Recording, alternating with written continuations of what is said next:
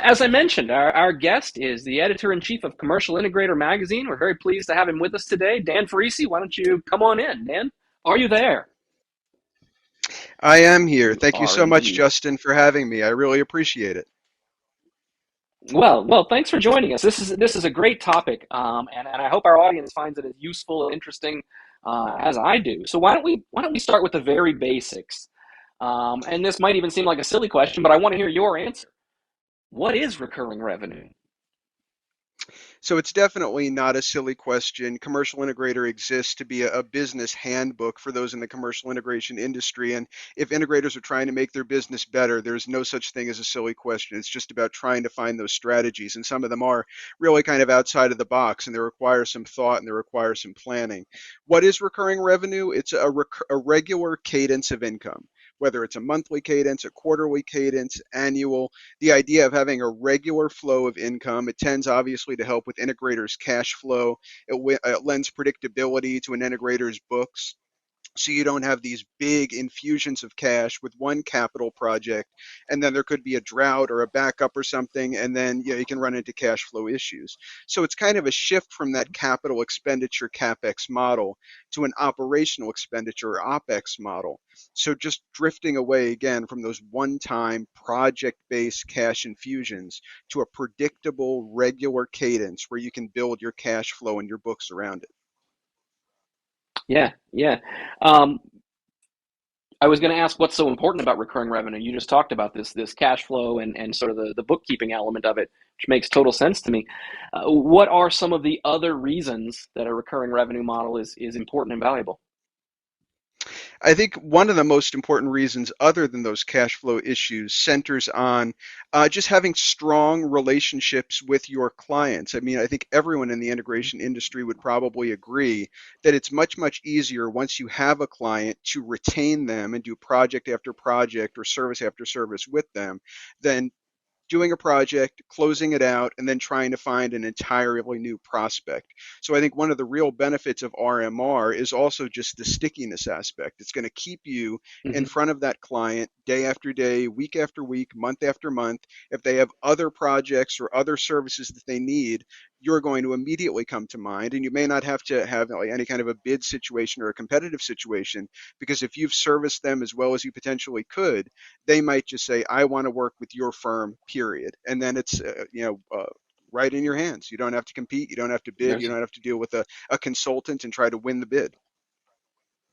there's a trust there, and you're top of mind. I've got a buddy in sales who likes to say, I know that if I'm talking to my customer, somebody else isn't talking to my customer. It's a very good point. Um, It's a very good point. let's talk about the question we got from our audience already. Matt and I covered in some of the news sections the importance of service contracts. To me, that's a pretty obvious model to get recurring revenues. Let's set up some sort of service agreement. You'll pay me X dollars a month. I'll make sure everything is running smoothly and perfectly. What other kinds of model for recurring revenue are there? So there are a bunch of different models. I do want to at least touch briefly on service contracts, though, because they tend to have a Feel lot of free, different yeah. permutations. I mean, it could be as simple as break fix. I mean, and that's obviously not going to produce a whole lot of RMR. It could be as complex and ambitious as something like 24/7 monitoring and remote support with guarantees of negligible or zero downtime. So imagine you have a venue that's holding like a Super Bowl event or something like that. You could have a contract or a service agreement where there's an assurance that someone is going to get off their couch, step away from the TV on that Sunday evening, and they're going to remote in right then and there and fix the problem so that your Super Bowl event goes off without a hitch. That's obviously a whole lot more complex, and you're going to pay more for it than something as simple as break fix. Then there's the other idea of AV as a subscription. So something akin to Netflix, something akin to Apple Music, HBO Max, Microsoft Office these days. The thrust of that is you talk about a conference room or a classroom, for example. It's not getting the AV equipment with the purpose of owning it.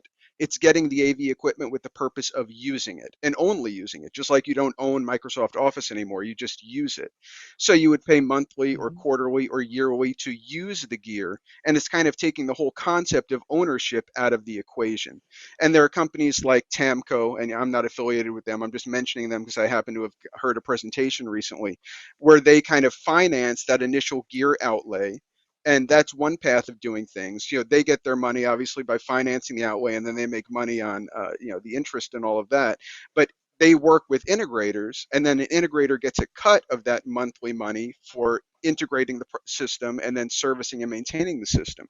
So it could be like a 60-month contract, and Tamco gets its money, and the integrator gets its money in that regular monthly cadence for integrating and for monitoring and maintaining the system. So that's another way of doing it. It's AV as a subscription. Yeah, so certainly I've heard of this AV as a service, AV as a subscription concept before.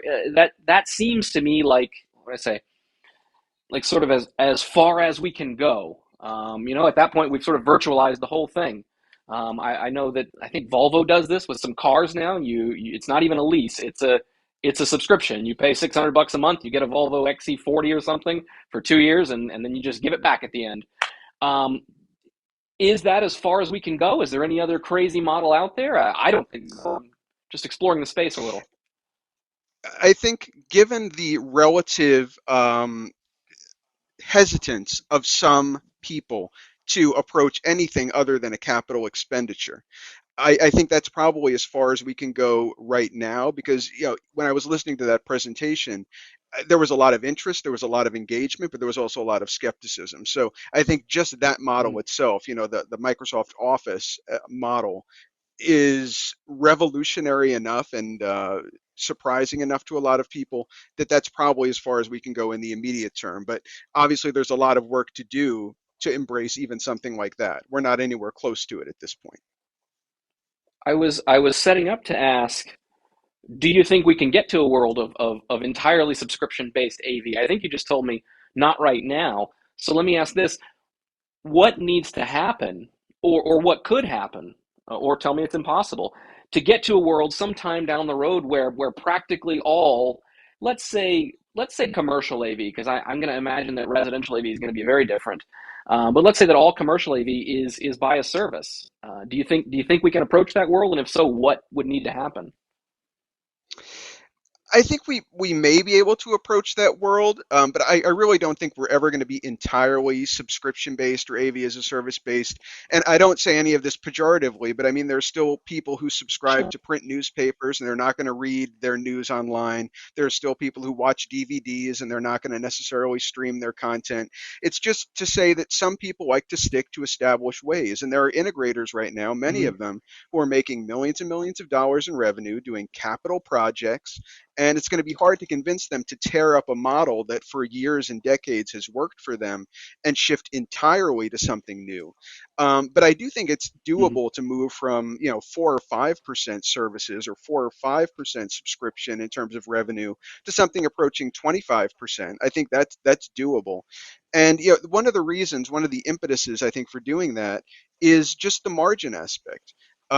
Commercial Integrator does studies with integrators every year, our state of the industry study, and you hear about integrators making maybe 12% margin on capital projects on the hardware, at least on 15% margins Hmm. for hardware, 16%.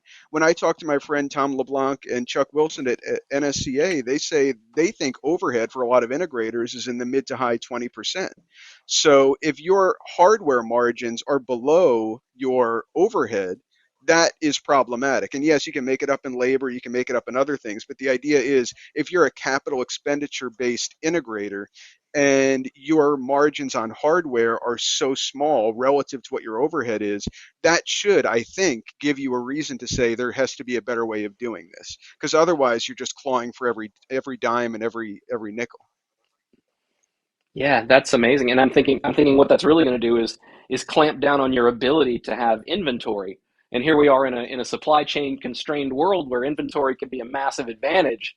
That's a very difficult trade-off to make. Do I want inventory that's costing me this much money, or do I not? But then can I get it? Oh, well, that's a whole other discussion. Um, you mentioned figures like 4 or 5%. Is that approximately how much of, let's say, integrator revenue is recurring these days? Paint a picture of what percentage is recurring right now. To some extent, and this is no surprise, it depends on the integrator to whom you speak. There's some who Of have course, much better yeah. built out RMR kind of operations than others do.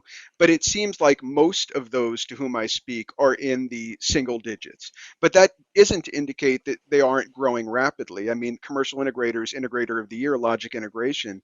I was talking to Sean Hansen earlier this year, and he said that they relatively low in terms of services, but they doubled this most recent year, and they're intending to double Mhm. every year for the foreseeable future. So, whether it's from, 3 to 6 to 12, whatever the case is, there's a trajectory of moving in that direction, and some forward-thinking integrators are really moving in that direction quite rapidly. And I was just speaking to Frank McCann of McCann Systems a few days ago, and he was talking about the extent to which they've invested in services. And although they don't do a whole lot of the AV as a subscription kind of model where it's a lease or something like that, they said 99% of their projects have some kind of service associated with them. Now, it could be, again, Wow. as simple as break fix. So it's not Yeah. necessarily that 24/7 thing, but 99% of McCann Systems clients have some kind of a continuing relationship with them. So it really, I guess it depends if you're trying to quantify it, how you're defining services. Is it a subscription? I think it's going to be a pretty small percentage right now. Is it services of some sort, including break fix? It could be much larger. And the really built out and most successful firms have gotten quite high in terms of building that into their day-to-day operations. Yeah. Okay. That makes sense. Um, how widely adopted is AV as a service these days? Is that something that is truly rolled out in places? And then the follow up is there a pattern, right? Is it some particular vertical, for example, that has latched onto AV as a service, or is it still so new that we don't know where it's going?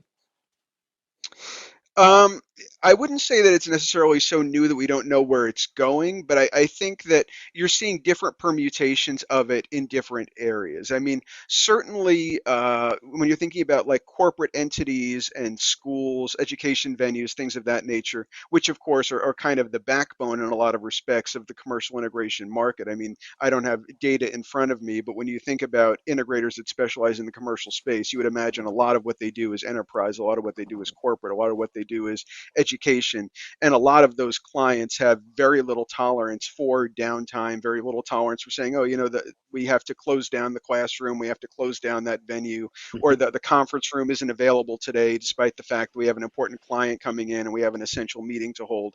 Um, I think when there is a very low tolerance for failure, and a very high sense of mission critical necessity of excellence, that's somewhere where AV as a service is going to be more valuable. And again, it may not be Okay. the permutation of AV as a subscription, but if there is zero tolerance for failure and zero tolerance for downtime, then it's going to be a whole lot more persuasive if I, as an integration company, come in and say, I'm going to remote in within 30 minutes of a call. I'm not going to have to roll a truck. I'm not going to say I'll fix it on Thursday.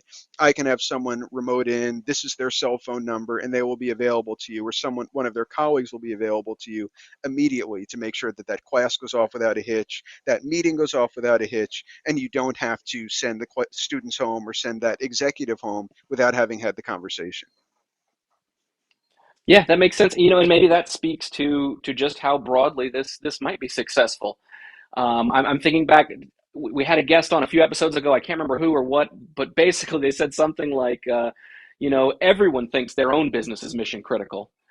So maybe Mm. taking advantage of that with AV as a service and the reliability it brings works out.